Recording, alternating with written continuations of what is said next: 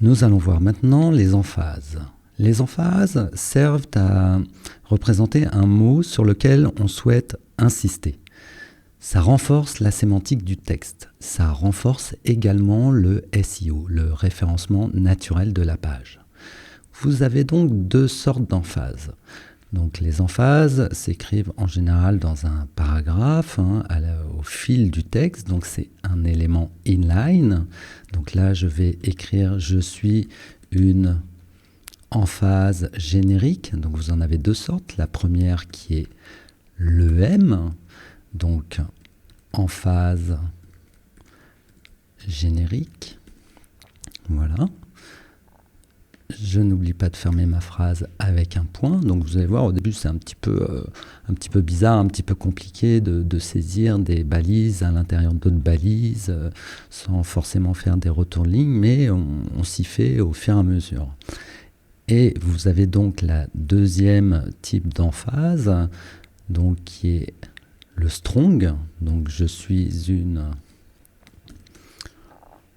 emphase, donc là on va ouvrir la balise strong, ouvrante et fermante. Donc je suis une emphase forte. Voilà. Donc deux types d'emphases, une emphase générique et une emphase forte.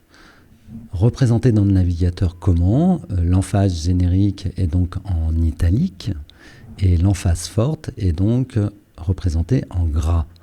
Donc vous comprendrez que le strong est plus important que l'EM. Et dans les navigateurs, au niveau du référencement naturel, lorsque le robot d'indexation va passer sur votre page, il va prendre en considération ces renforcements sémantiques et vous référencer sur ces mots qui sont en emphase et en strong. Donc pensez bien à ça, essayez de mettre vos mots-clés dans ces emphases génériques et fortes, sachant qu'avant nous avions la méta name keyword avec content et à la suite dedans on mettait toute une série de mots-clés. Donc aujourd'hui cette méta keyword n'est plus du tout prise en compte par les robots d'indexation. Donc ne cherchez pas à la remplir, ça ne sert à rien.